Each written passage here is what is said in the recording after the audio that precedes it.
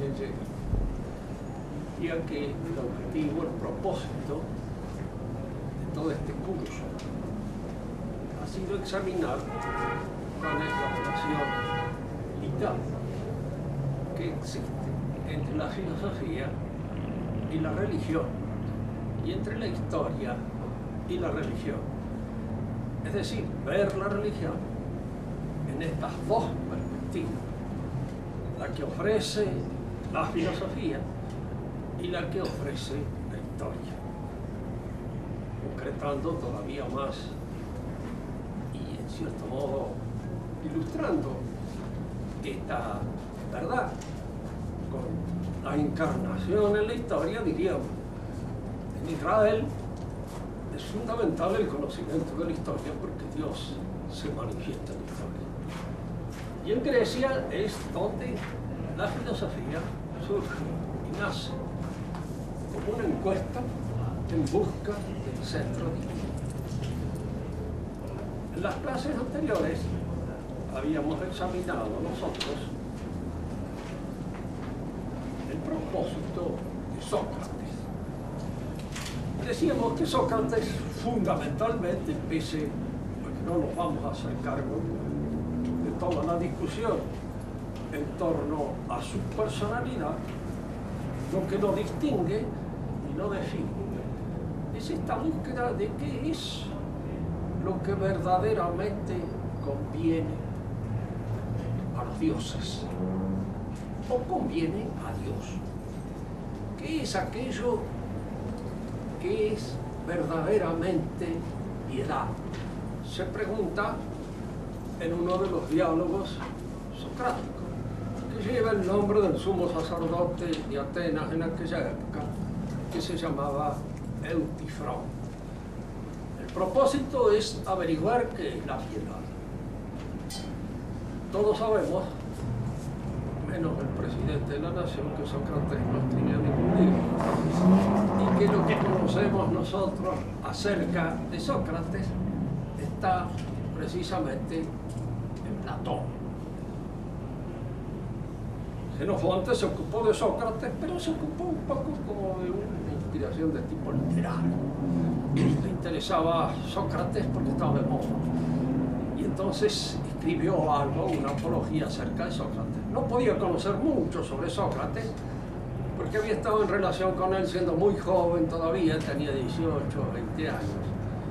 Y no había traído la personalidad de Sócrates, lo frecuentó más o menos como discípulo o tal vez simplemente como un mirón. Después él estuvo en Persia muchos años, donde realizó toda su carrera militar, y cuando volvió a Atenas había ya acontecido la muerte de Sócrates. Él escribió sobre Sócrates una memoria, una apología al mismo tiempo, pero diríamos se ve y se advierte una apología que no conoció la socrática ni la interpretó a fondo. Quien interpreta a Sócrates es Platón. Y en la clase pasada habíamos comenzado nosotros a tratar el platonismo, diciendo cómo Platón, en primer lugar, no se entiende sin la configuración de la sociedad y de la ciudad a la cual pertenece. Es importante señalar este detalle.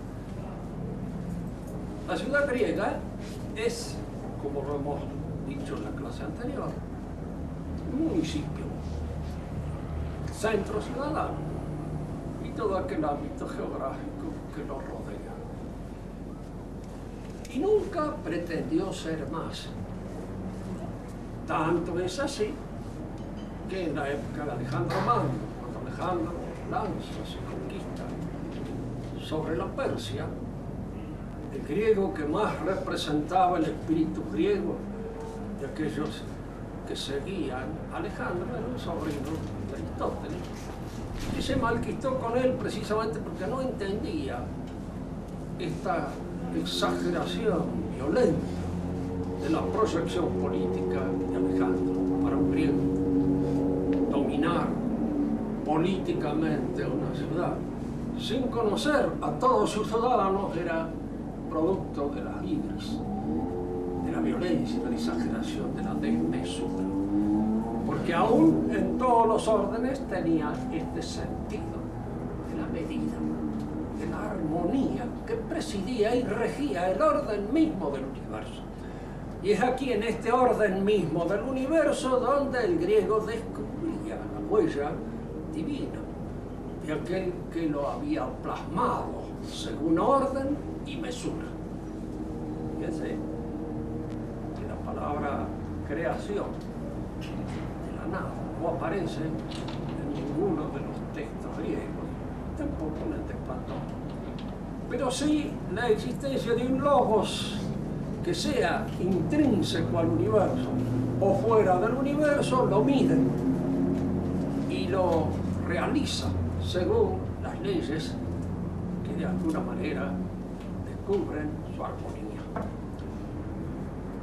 Platón partió de la ciudad y en cierto modo diríamos la pregunta fundamental que se hizo él fue esta: ¿qué es lo que ha provocado la decadencia de nuestra ciudad? ¿Por qué en una época nosotros vimos, diríamos así, la luz de Grecia, y hoy nos encontramos frente a una situación de desmedro en una sociedad que él llama henchida de deseos? Sociedad henchida de deseos es como para nosotros la sociedad de consumo. ¿Y qué entendía él por sociedad henchida de deseos?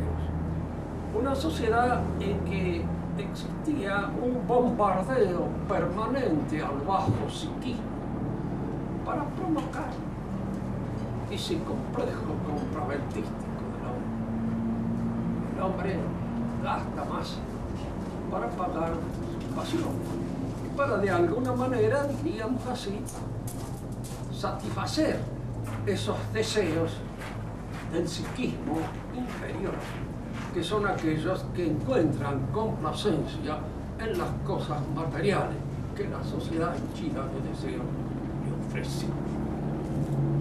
Él pensó en esta sociedad cómo curarla.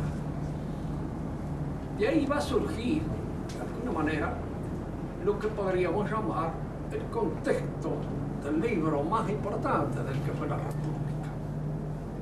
Las leyes es el último libro de Platón. Es un gran libro, pero la República es el que responde mejor a las exigencias y en alguna medida a las pretensiones del platonismo. ¿Qué es la República?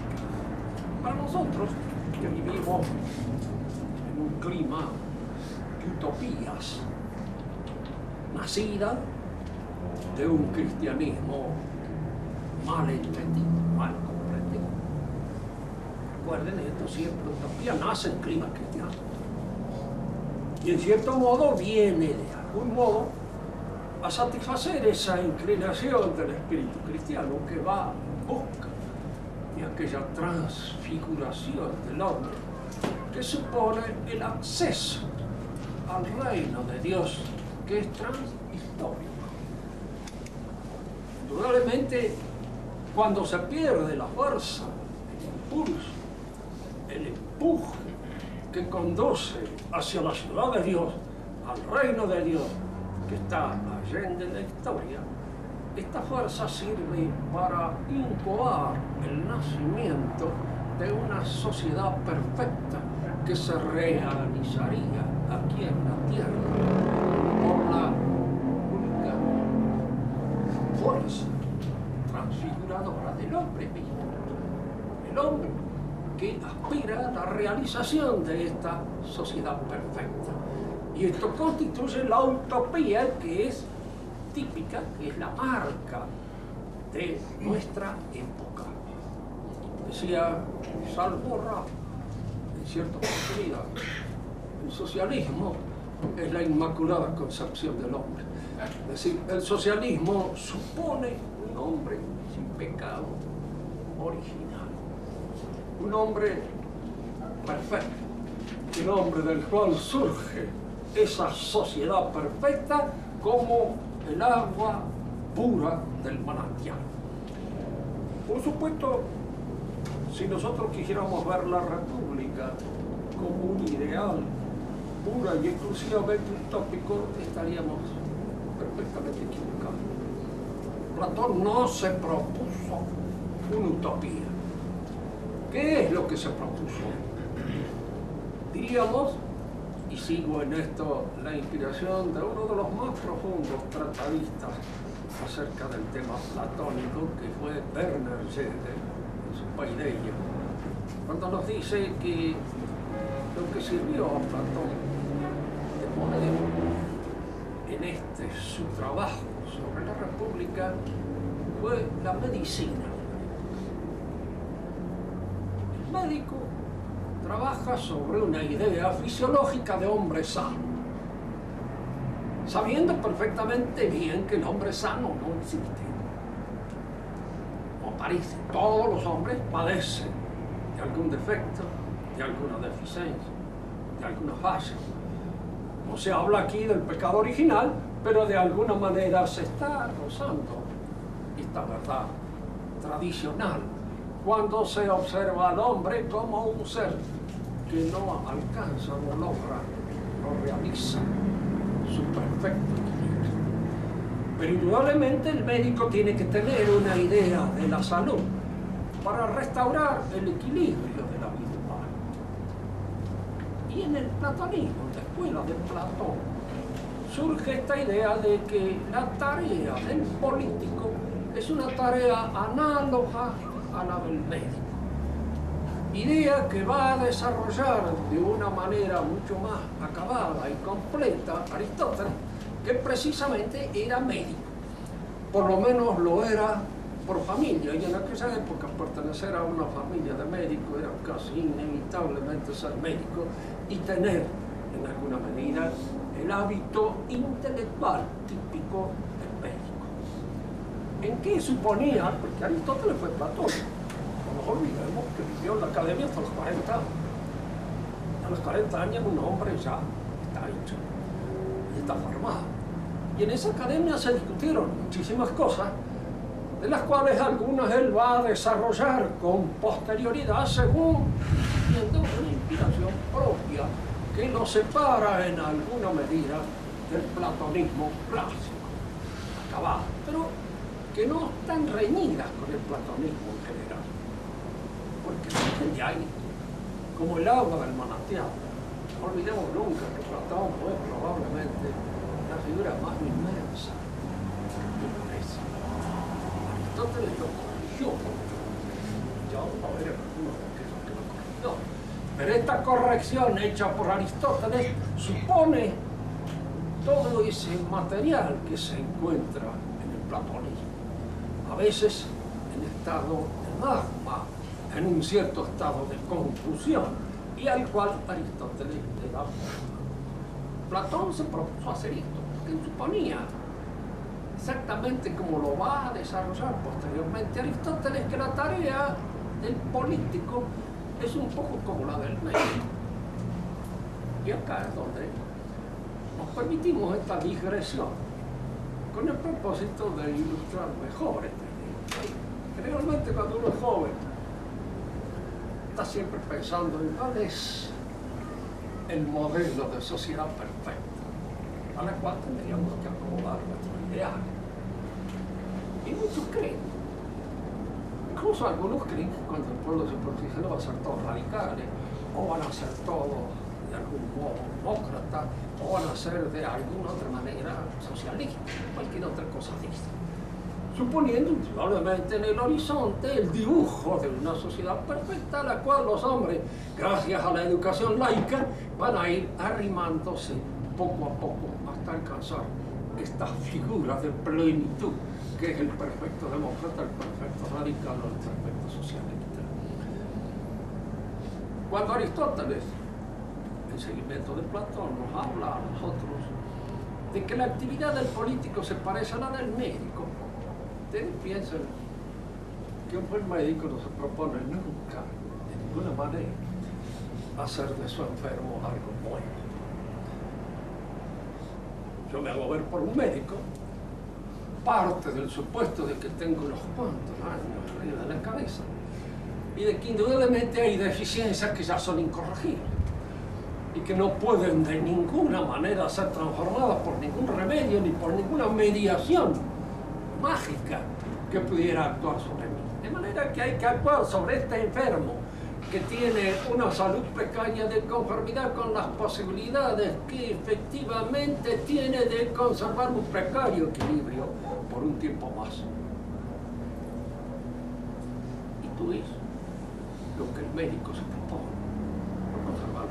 Si uno dijera yo me voy a hacer ver con un médico para salir como cuando tenía 20 años, resultaría absurdo. Y él tratará a un hombre de 20 años de una manera muy diferente a como trata a un viejo de 75, 76 años. De manera que en cada caso procura dar un equilibrio según las posibilidades concretas que efectivamente existen.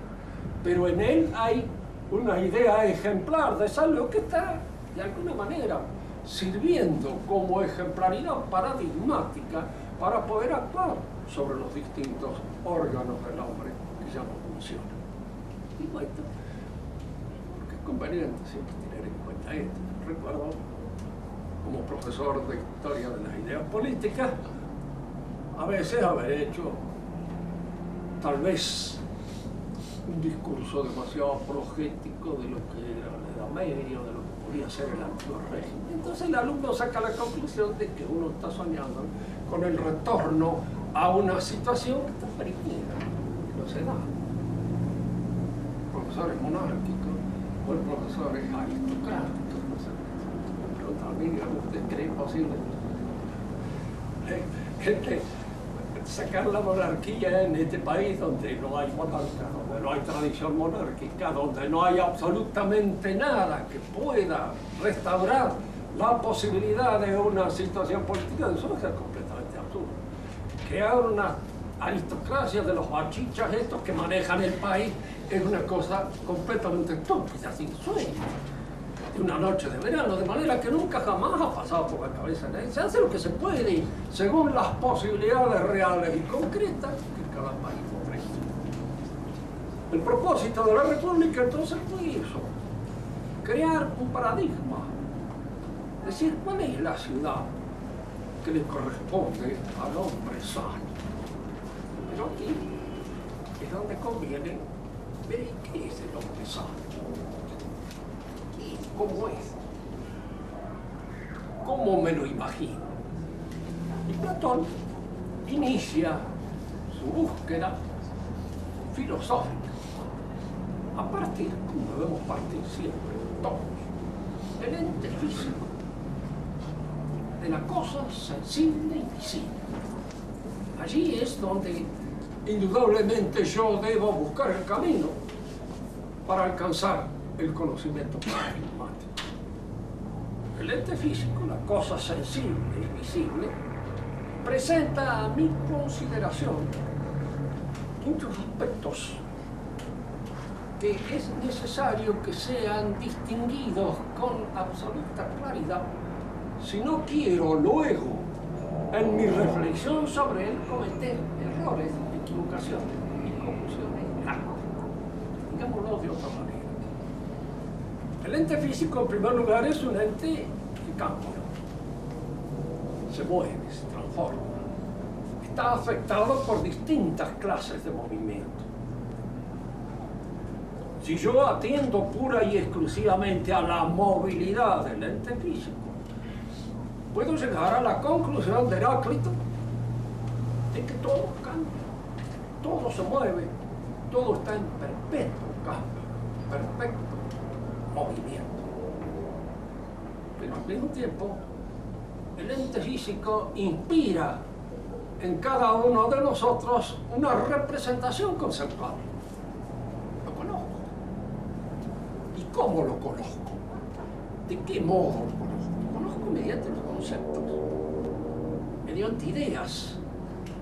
Pero las ideas, los conceptos que constituyen mi representación conceptual, mi manera de entender el ente físico, tienen también sus condiciones lógicas.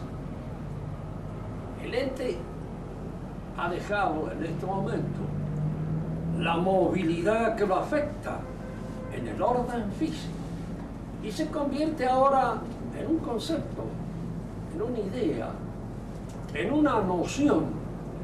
Y yo puedo cometer el error de transferir al ente lo que es propio de mi representación conceptual, lo que es propio del orden lógico en el cual lo físico es representado, visto, conceptualizado.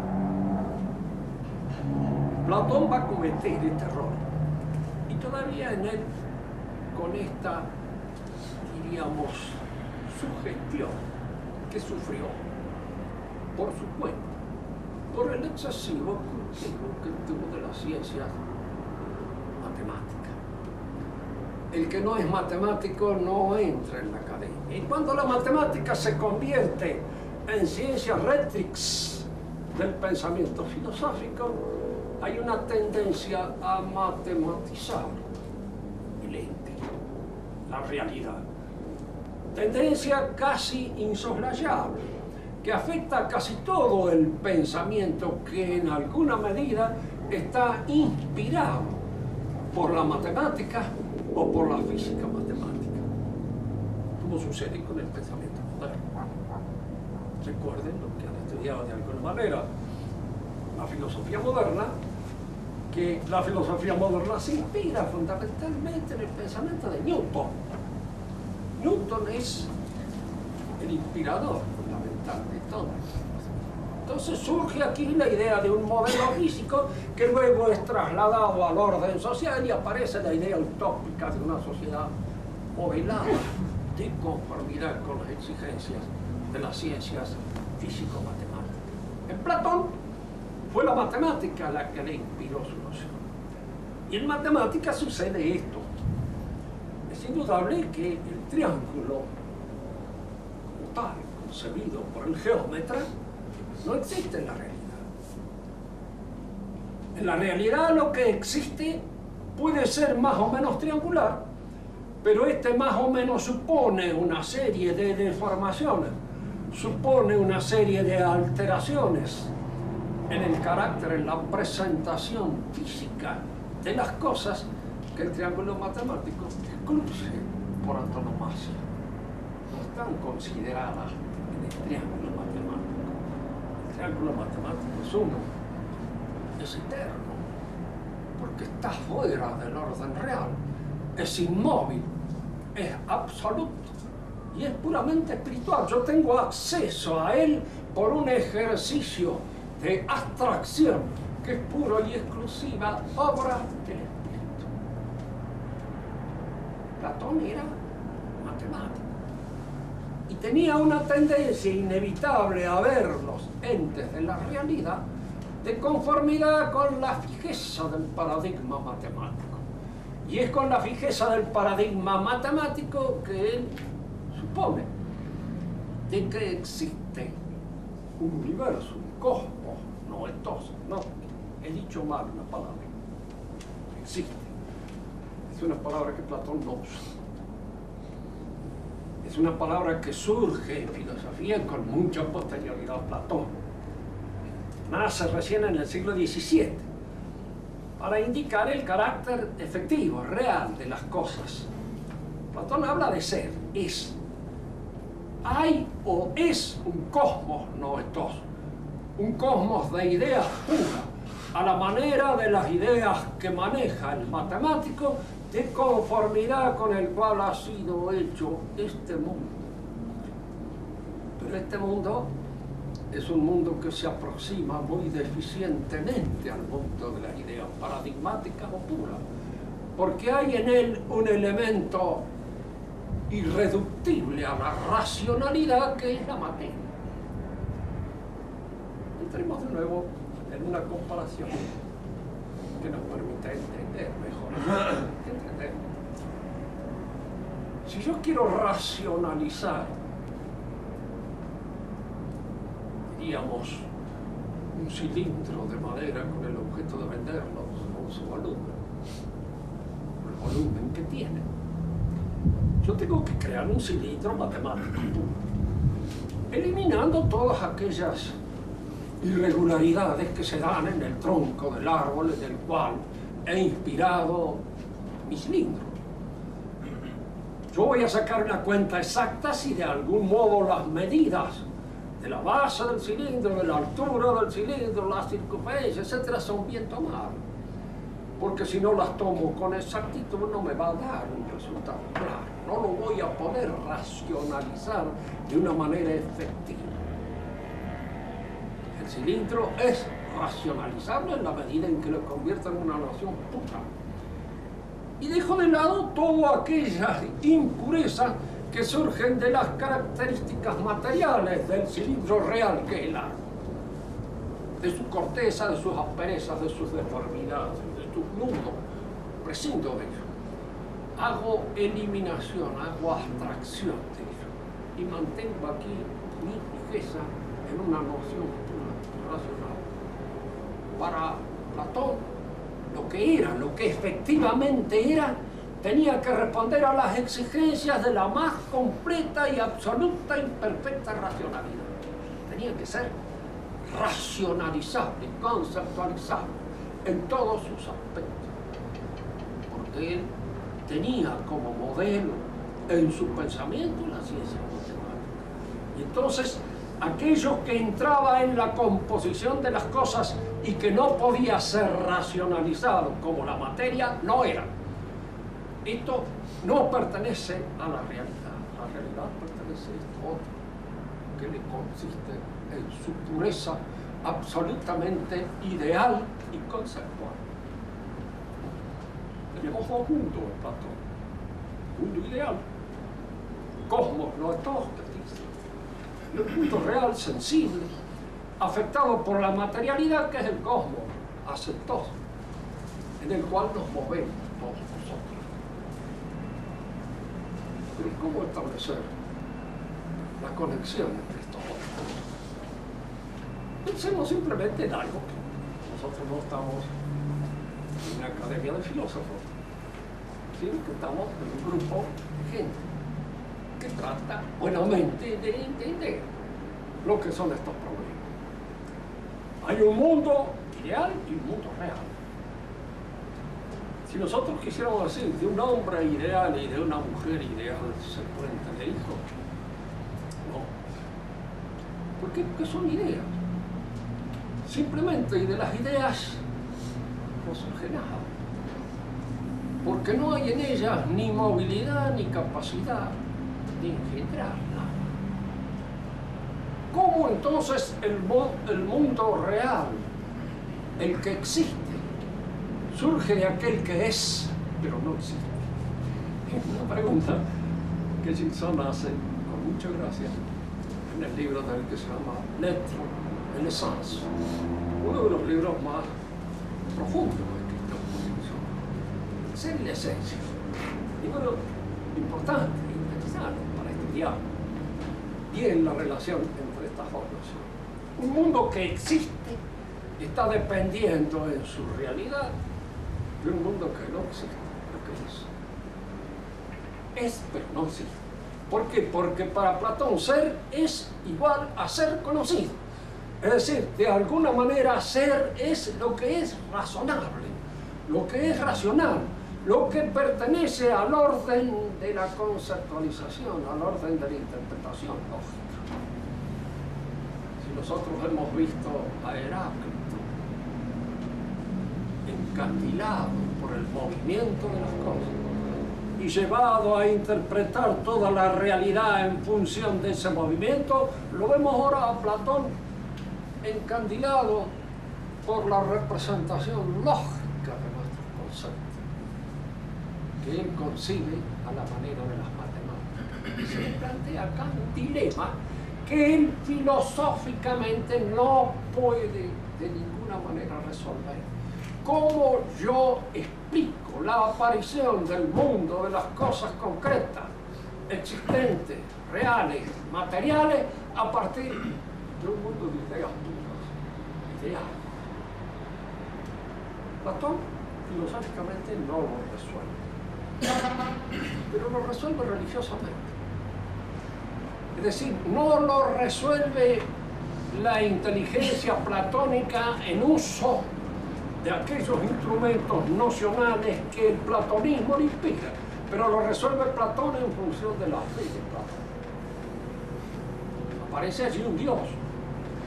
Uno le preguntaría a Platón, pero dígame, ¿ese Dios es una idea o es un ser real? Él dirá, no, real. Entonces, ¿a qué mundo pertenece? ¿Al cosmos loetos o al cosmos aceptos? No pertenece a ninguno de los dos. Pertenece en alguna medida a la fe de Platón, pero es un Dios que es capaz de contemplar el mundo de las ideas, verlo, observarlo, y de conformidad con él, fabricar con la materia el mundo de las cosas reales. Quiere decir que en esta fabricación del mundo hay dos aspectos que preexisten a la acción de Dios, el demiurgo. La idea que el demiurgo, aparentemente, por lo menos, de conformidad con los textos más importantes de Platón, no las piensa él. Y la materia, que tampoco ha sido creación de él, es algo que preexiste en su acción. De manera que la fabricación del mundo, llamémosles así, con este término un poco grueso, un poco grosero, pero que en alguna manera está, diríamos, ilustrando mejor el concepto que Platón se hace de la formación del universo. Este Dios, ¿de dónde surge? De la fe de la tradición religiosa griega. Y ahí nace. No nace de su filosofía. Y él lo mete en la filosofía precisamente para resolver. Es este demiurgo, este Dios, el que va a permitir el puente de unión existencial que debe haber entre el cosmos de las ideas puras y este mundo de las cosas concretas, sensibles, en la cual nosotros nos movemos.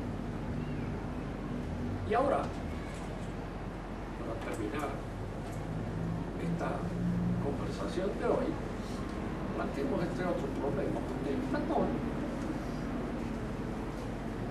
se pregunta también, ¿y qué es el hombre en la ciudad? ¿De qué manera el hombre se relaciona con la ciudad? ¿Y en qué medida la ciudad es una proyección del hombre? Es algo que pertenece necesariamente a la esencia del hombre.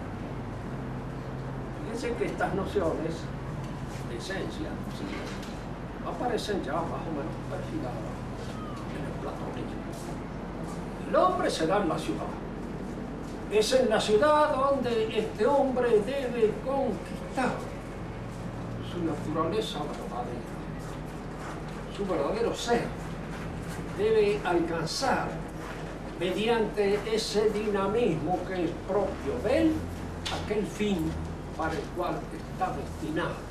Y en el alcanzar a este fin para el cual está destinado, el orden de la ciudad en la cual vive cumple una tarea fundamental.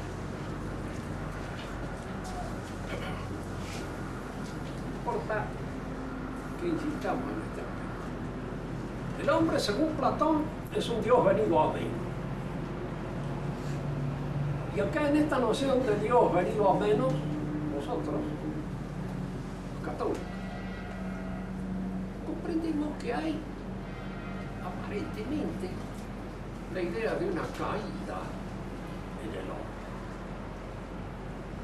Fíjense que esta idea de la caída, de la pérdida del paraíso, la pérdida del Edén, es una idea tradicional que a nosotros nos viene por vía bíblica, pero que los hombres han conocido siempre, según distintos criterios que se han hecho en torno a la interpretación de esta situación. Platón parte de tu vida. El hombre es un ser venido a menos. Es un ser que ha perdido una situación ontológica de privilegio para venir a insertarse en este cuerpo en el cual se encuentra prisionero. La ciudad debe ser organizada para que el hombre realice su posible liberación de este cuerpo en el que está prisionero. Esto es importante. Muchos racionalistas, cuando examinan o estudian la historia de la formación del cristianismo, ven en Platón casi una inspiración del cristianismo. Ellos están buscando antecedentes en aquellos, diríamos, pensadores, que en alguna manera han anticipado una idea que ellos suponen ser semejante a la que maneja posteriormente la Iglesia. El Estado concebido por Platón es en alguna manera un Estado eclesial, en el sentido en que es un Estado en el cual lo fundamental es preparar el ámbito en el cual el hombre pueda liberarse de todas aquellas ataduras que tiene con su condición corporal. Pero aquí nos encontramos siempre con un pensamiento típicamente griego. Platón es griego. Y el griego es una aristocracia. Siempre. Si uno se mira, son los inventores de la democracia, es cierto, pero la democracia griega es una aristocracia comparada con la griega. Si uno la examina bien. El gobierno del demo y el demo son hombres libres. Y los hombres libres en Atenas, aún en la época en que Atenas pudo haber contado tal vez con más de 100.000 habitantes, no pasaban de 30.000. Y estos eran los hombres que constituían el demo y los que de alguna manera practicaban la democracia. Para Platón, indudablemente, la noción de aristocracia en el sentido tradicional del término ha perdido sus contornos históricos. Ya la aristocracia no se adquiere pura y exclusivamente por una razón de nacimiento, es una razón de capacidad intelectual, espiritual, y es conveniente que la sociedad esté organizada de tal modo que los mejores elementos de esa sociedad sean purificados, sean escandidos, sean rescatados y convertidos de alguna manera en aquella clase dirigente que creará el clima político admisible para que en ese clima se produzca esa liberación, no de todos. Todos no pueden liberarse de las ataduras de la carne. Aquí nos encontramos nuevamente con uno, por lo menos, de esos enemigos del hombre que la tradición religiosa destaca: carne, mundo y el demonio. Acá él no habla de los demonios, no habla, sí habla del mundo y habla de la carne. El mundo es precisamente la sociedad henchida de deseos que hace imposible el surgimiento de los mejores y que hace precisamente que aquellos que pudieron ser mejores sean los más corrompidos. Corruptio meliora pésima, se dice en latín. La corrupción de los mejores es la peor, pero esta es una noción platónica y está en él dicha. En esta sociedad henchida de deseos, los mejores se echan a perder más profunda y más rápidamente que los peores, porque tienen más condiciones para echarse a perder y para hacer daño.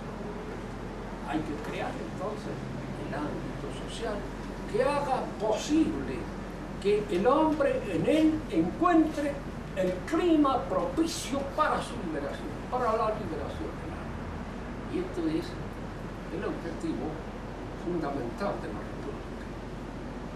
Dos son los caminos que conducen a ese reino en el cual el hombre vuelve a recuperar su patria original y abandona todas sus vinculaciones con la vida corporal, que es vida desfalleciente y vida decadente. El amor y la sabiduría, el conocimiento. Entonces la sociedad debe estar hecha de tal modo que sea posible la inserción de estas dos fuerzas, en que el amor y el conocimiento se den de mancomunidad en un esfuerzo único de liberación. Que dejando de lado todo lo que es mucho, lo que en Platón queda de pasar, estamos encontrando nosotros con algo que posteriormente se va a convertir en una de las verdades de nuestra posición frente al mundo, y la cual la examinaremos en su oportunidad. Si ustedes quieren hacer alguna pregunta, háganla y les digo para los nuevos, que siendo sordo como un tapián, pero esto es lo que me ha permitido sobrevivir tantos años de una manera más o menos elevada.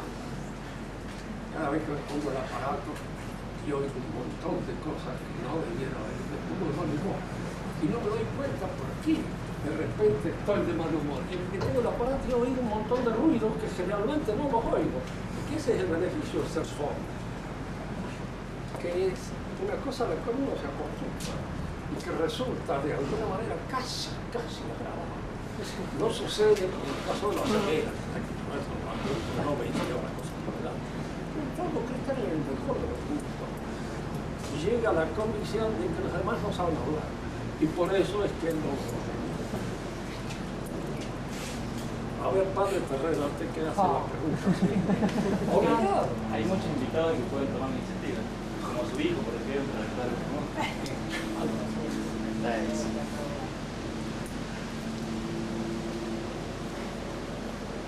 Y usted está estudiando Platón por ahí, alguna cosa se le puede ocurrir a usted. Bueno, para Platón, ¿qué es más importante, la vida especulativa o la vida política? ¿La vida teorética o la política? No, fundamentalmente es la vida teorética, porque el hombre está destinado a la contemplación.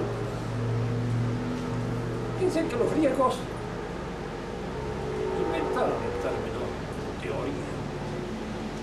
Y la palabra teoría significa siempre la posibilidad de contemplar lo que Dios ha hecho. Teo es la raíz de teoría. ¿Qué quiere decir Dios? Es el mundo moderno, el que surge, diríamos, con una visión que ya no es teórica del mundo, sino política. Marx le llama práctica, no porque no supiera griego. Digo esto porque Marx tenía una educación mucho mejor y más completa que la que yo tenía yo. Era rico y se había educado en un excelente colegio en donde aprendieron griego y latín. Y leía el griego en sus textos originales aún al final de su vida, de manera que sabía griego. Pero en el contexto a veces de los términos, la palabra praxis en griego quiere decir muchas cosas. Varias cosas. Diríamos acá un poco haciendo la excursión al margen. Precisamente esta posibilidad semántica de los términos griegos de poder decir muchas cosas es la que hizo que la Iglesia prefiriese el latín. El latín es de inspiración jurídica. Y los juristas, si bien les gustan las confusiones cuando van a hablar de eso, diríamos, tratan de evitarlas cuando se trata de proponer algo que no quieren que se preste a discusión. Y entonces tratan de ser precisos. El jurista es preciso, y hay por lo menos una intención de precisión. El latín es más pobre que el griego, es más preciso. Se ajusta más contundentemente a las fórmulas paradigmáticas. Y en este sentido, yo creo, ya cuando uno se pregunta eso, que el objetivo de la vida del hombre es teórico, la contemplación. Pero el orden político tiene que permitir esta contemplación. Y es por eso que muchos tratadistas modernos dicen, ya Platón está el Estado totalitario. Son confusiones de épocas que no corresponden. En Platón no hay idea del Estado totalitario. Fundamentalmente lo que hay es que el Estado debe auspiciar la posibilidad de liberación. Hay sí un Estado eclesiástico, es el objetivo. Incluso más pensado por un solterón pasado, la mitad del cual todas las ideas de él surgen en él. En Platón siempre hay un poco esa deformidad que tuvieron los griegos y que tiene nuestra civilización también, y haber sido pensada en función pura y exclusivamente masculina. La sociedad espartana hundió de eso. La lógica masculina predomina aquí en todas las cosas. Y no hay lugar para la lógica femenina. Lo femenino y lo masculino forman parte. Conviene que estas dos cosas se den armonizadas, equilibradas. Como en esa Edad Media que Verlaine llamaba enorme y delicado. ¿Cierto? Porque estaba en ello el ímpetu propio del varón y la delicadeza del femenino. En el símbolo de la Virgen. Otra pregunta. Otra pregunta. ¿Por qué el filósofo se tiene que dedicar a regir? ¿Por qué el filósofo? ¿Por qué el filósofo, según Plan de la República, se dedica a regir, a ejercer una acción política? Bueno, es que él supone, digamos así, que el filósofo es el hombre que sabe, que conoce. Nosotros que tenemos de filósofos una experiencia completamente diferente, sabemos que lo peor que se puede hacer es darle hasta una intendencia a un filósofo. Habría que evitar que hablara. Pero Platón no pensaba en ese personaje como filósofo. Él pensaba en el filósofo como el hombre que está capacitado para la comprensión, para el entendimiento. Y al fin de cuentas, el régimen político es un régimen que tiene que estar manejado por alguien que sepa. Fíjense que Platón escribió 3 libros sobre política. El político, la república y las leyes. Y en cada uno de ellos trató el problema dentro de una dimensión un poco especial. En el político se pregunta cómo debe ser el gobierno para aquel que tiene el conocimiento de la cosa pública. Es probable que lo tenga la muchedumbre. Dice que no. Llega a una noción monárquica del gobierno, porque la decisión en última instancia está dependiendo siempre de uno. Pero no olvidemos esto, que lo hemos repetido muchísimas veces acá. La palabra autoritas supone autoría, y la autoría supone conocimiento. Una autoridad sin conocimiento no es autoridad. No tiene autoridad. Fíjese que en buen español usted habla de autoridad cuando se refiere a una autoridad médica, a una autoridad científica, a una autoridad jurídica, a una autoridad teológica. Entonces decir al hombre que posee el conocimiento. Y el hombre que posee el conocimiento es el que tiene la autoridad. Y eso es lo que Platón quiere decir simplemente cuando da a los que poseen el conocimiento la autoridad en el orden político. La tienen. De hecho, siempre tienen que tenerla. Porque el maestro que usted le enseña, si no tiene autoridad, no enseña. Lo mismo sucede, diríamos, con la iglesia. Recién ahora se me ocurre a esto que yo no sé en donde han mamado su filosofía, no precisamente en la escolástica, cuando hablan de la libertad, es como si la iglesia no fuera la autoridad suprema en materia de conocimiento religioso. Y en materia de conocimiento, de cualquier tipo de conocimiento, que rige el orden social y que de alguna manera constituye las jerarquías en las cuales se dan las diferentes funciones de gobierno, tiene que estar en manos que saben. Y esto es lo que Platón quería decir. Tenía razón. Incluso la tiene siempre.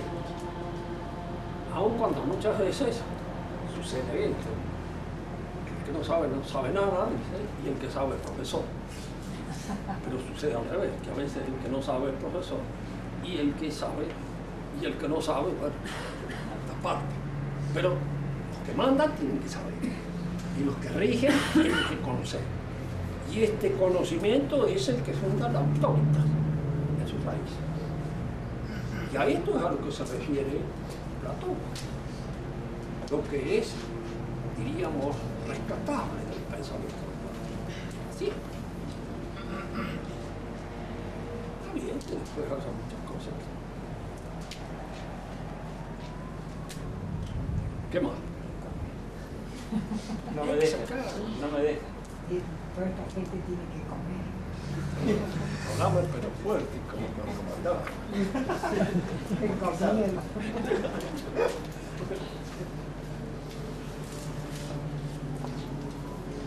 A ver, padre Olvero, usted que es jurista.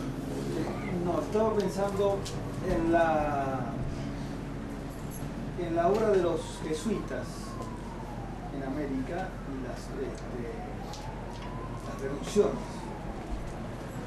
Y creo haber leído alguna vez, si no me equivoco, que pusieron en práctica, o quisieron poner en práctica, y quería preguntarle qué hay de cierto, un poco la idea de Platón en la sociedad, digamos, de los símbolos. Si es así. Sí, sí.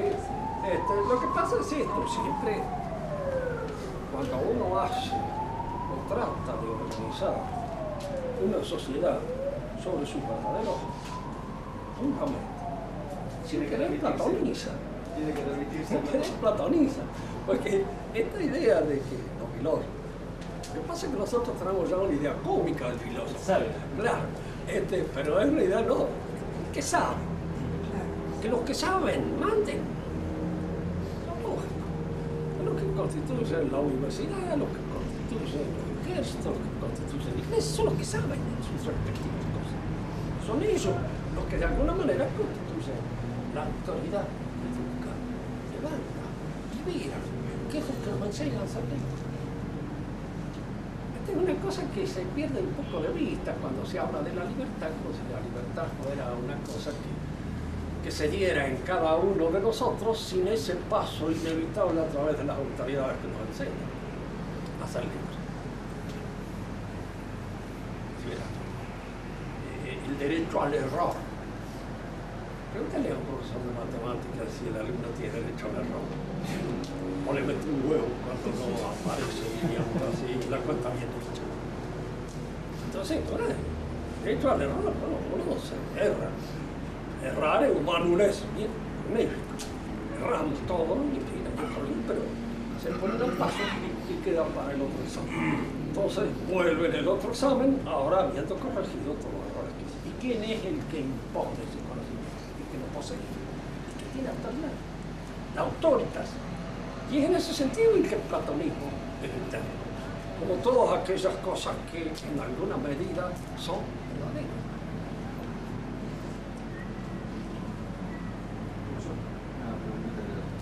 Quizás no tenga que ver específicamente con el tema de hoy. Cuando se habla de sabiduría, se la compara con salvación, con la salvación del alma. Se está hablando de lo mismo, ¿cierto? Como sinónimos. Bueno, no son sinónimos. Claro, no son sinónimos. Pero una sabiduría que sea sabiduría tiene que llevar a la salvación. Que la sabiduría, en el verdadero sentido, no hablamos del tipo que tiene conocimiento científico en una determinada ciencia particular, porque puede no ser sabio, puede ser en todo lo demás un perfecto idiota. Había un amigo mío que solía decir esto: hay dos clases de imbéciles, los imbéciles totales, que son imbéciles sin discusión, y los imbéciles parciales, que son imbéciles en algún rasgo del saber, en alguna. Ahora, el que tiene sabiduría se entiende que es aquel que sabe, que conoce la ciencia que de alguna manera nos permite la salvación. Esa es la auténtica sabiduría. Y si no fuera sabio la persona, ¿puede salvarse? Sucede esto, así conviene entender esto, que siempre es conveniente que se sepa lo esencial para que la salvación sea posible. Uno piensa en esas viejitas analfabetas, de padre y madre, póngale dos cosas, que conocen lo que es fundamental para el logro de la salvación de su alma. Tienen sabiduría, tienen su sabiduría. Porque a veces sucede esto, las verdades prácticas, que son dadas en las virtudes, nos permiten a nosotros ver ciertas cosas que el hombre malicioso no las conoce, no las ve. En cierta oportunidad hablábamos con uno de mis hijos, yo les decía, el diablo es un gran conocedor, pero le falta el bien del intelecto. No conoce bien, fundamentalmente, porque si no, no sería lo que es. Él es el enemigo precisamente porque no sabe lo que debe saber. Y hay ciertas cosas que se saben en función de cierta pureza de la intención. Tomemos un ejemplo común. Para un hombre vicioso, la virtud es aburrido. Como me decía en cierta oportunidad, una dama bastante ligera, me costó el casco. Y si yo entiendo a la señora respecto al aburrido, de esa nadie le dice un piropo, no las tocan por las calles, no, se aburren. Ella no entendía, pero el que la practica sí lo entiende. Porque sucede analógicamente lo que sucede con aquel que es limpio, no puede aguantar la mujer. Y de ninguna manera puede estar sucio, se lava. Y aquel que de alguna manera tiene el desarrollo de ciertas virtudes ve las cosas que son fundamentales para el perfeccionamiento de su vida. Lo ve con ese candor con que suelen verse las cosas de la gente. Que no tienen un gran saber, pero tienen el saber lo que es estrictamente necesario. También son sabios. Y eso a veces sucede. Precisamente los griegos eso no lo entendían mucho. Eso, su concepción era aristocrática y el cristianismo iba a chocar un poco con la mentalidad griega. Y los griegos no entendían muchas veces por qué esta prédica a gente que se puede salvar, este tipo que no tiene ni idea de lo que ellos son, ser humanos, etc. Pueden salvarse. El cristiano cree precisamente en la posibilidad de esta pureza que emerge de una purificación de la virtud práctica. La virtud da un cierto conocimiento, un cierto saber. Y este saber es el necesario y el fundamental para que